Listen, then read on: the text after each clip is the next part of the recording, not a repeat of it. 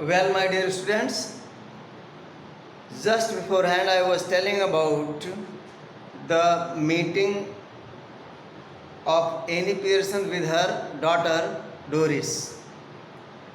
Doris entered and casually she asked, effortlessly she asked about her yellow dress because she had set her mother to prepare her yellow dress because she had to go with her boyfriend that day, and the name of her boyfriend is Charlie Spence.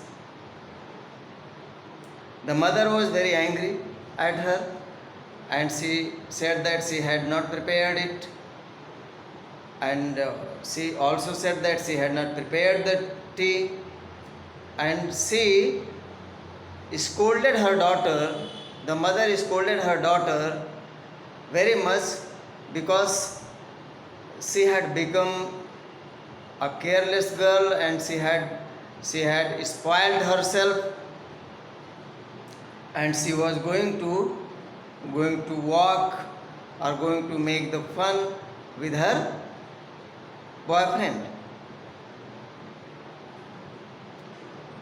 and she also told, criticized her boyfriend as he was a half-witted man and a buck teeth man. जिसका दांत बाहर निकल गया हो उसे कहते हैं buck teeth, and जो आधा पागल, half-witted. So the mother said to Charlie Spence, half-witted and buck teeth. At this, her daughter Doris became very sad, unhappy, and the tears were there in her eyes. At the same time, means at that time, in the meanwhile, you can say, her brother Cyril had come. Cyril also saw that there was half-filled glass and a bottle in the hand of the mother. Cyril was stunned and overwhelmed to see her, and he asked if the tea was not prepared. The mother said that it was not prepared, and then he asked what the mother had done. The mother said that she had done what she wanted. She had eaten what she wanted, and later she would go in the hotel Clarendon. There is a name of the hotel in the chapter, Clarendon. She said that she would go to Clarendon,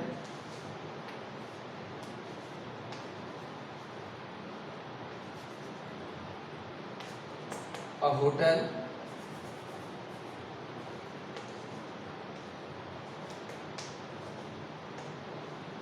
she would go there and she would take the food. Then her son said to Doris, if the mother had gone mad, if she had gone crazy, what had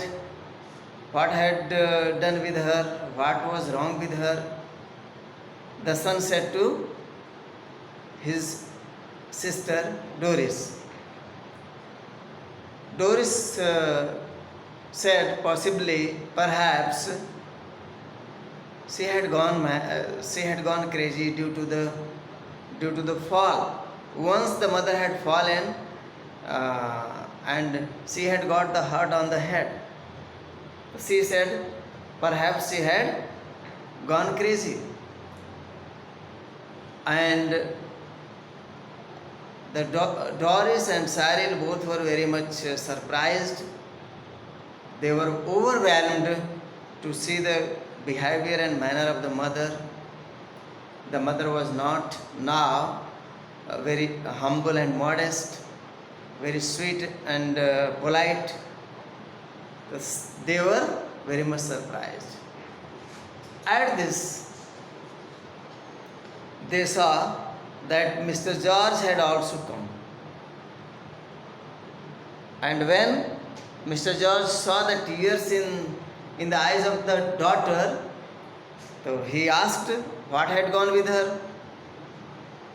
He asked it, any person? Any person said to him, go and ask her, and she would give the answer. And when George Pearson asked Doris about the matter, Doris told the story that mother was. And at that time, Mr. George also saw that she was smoking and there was bottle in her hand. Mr. George said that it was very bad thing. Why she was doing so? Then she gave him a very, harsh answer. Harshly she gave the answer. Roughly she gave the answer that she was doing like the men, because there was not any law in the constitution that the ladies could not take the wine. They could not take the drink. Mr. George was really very angry and he began to shout her. And when he was shouting at her, the mother, Annie Pearson, also started to shout in more high pitch. And Mr. George was, intimated. Intimated means डर गए, feared.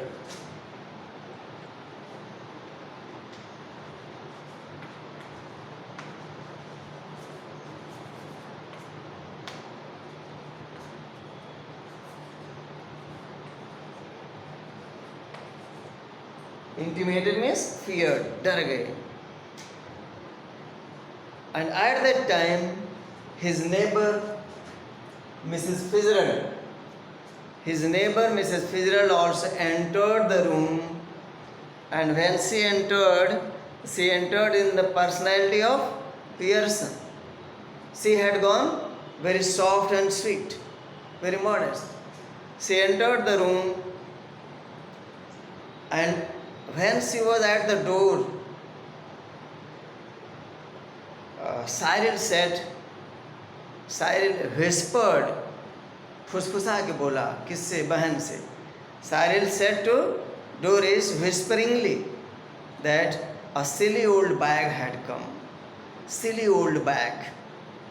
He said to Fitzgerald, मतलब एक मूर्ख और बूढ़ी औरत आ पहुंची.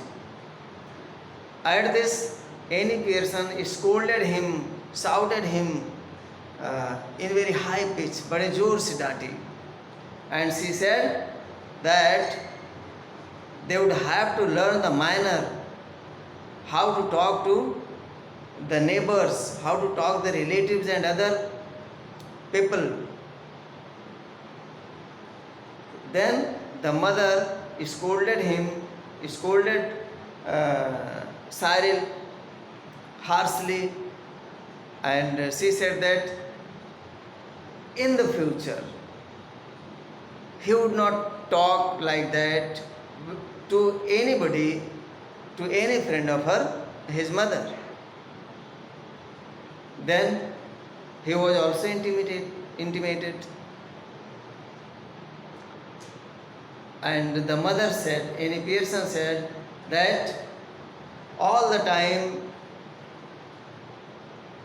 Doris, Cyril and her husband George give order to her to do this thing, to do that thing, and she does not receive any kind of welcome, any kind of thanks in the return, and she does the work just like the domestic animal in the house. She was confined all the time, and they come in the house, take the breakfast and lunch, take the meal and go out, even in the night also, to pass their time in the club and other places. That is why she scolded her husband George Pearson also. And she said that he time to time he he was going to the club and he was making the fun there. He was eating and drinking there. He was enjoying the night there. But she was living just like the animal confined in the cage. That is why now she said that she had decided not to do anything and not to obey them, not to dance on their orders. And Mrs. Fitzgerald was very much happy there. Sometimes Mr. George became angry because any person was insulting him before the neighbor, and Mr. George could not bear it, but he was helpless today, means that day, because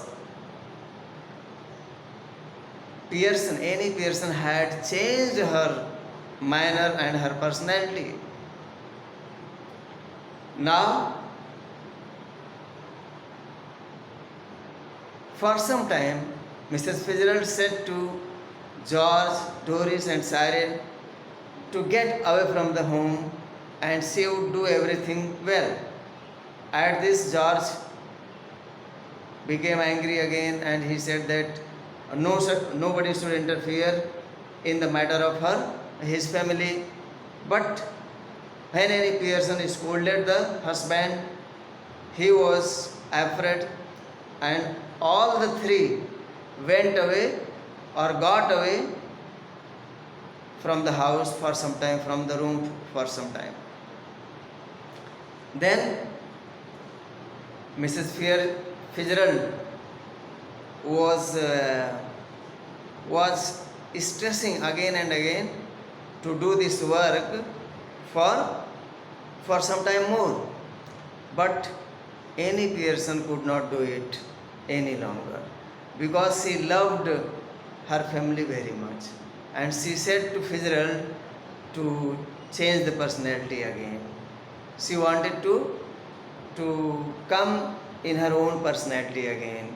At this, Mrs. Fitzgerald read that magical spell again, Arstata dum Arstata lam Arstata lam dum dona bona, and in this way the personality of both were changed and they regained their own personality. Fitzgerald became Fitzgerald and Pearson became Pearson. Then Fitzgerald called Doris, Cyril and Mr. George. They came here, and now Mrs. Pearson was talking to them politely, humbly. But at the time when Mrs. Fitzgerald was getting out of the room, she was giving the warning to Mrs. Pearson not to be polite, not to do the work on their orders, otherwise again she would become the servant of the house in the place of the boss and the mistress, and all the practices would turn into dust. That is why Mrs. Pearson obeyed Mrs. Fitzgerald, and she said that she would do as she was saying. In the last, my dear children, I want to tell you that what message do you get from this lesson? I think the main theme of the lesson is that we should behave, we should treat with our mother very humbly, very politely. We should always give the due respect to our mother, because mothers are always liable to be respected, liable to be honored, liable to be welcomed, because they have given the birth to us. She had given the birth to us, and also she hopes good and better response from us. She hoped the help from us.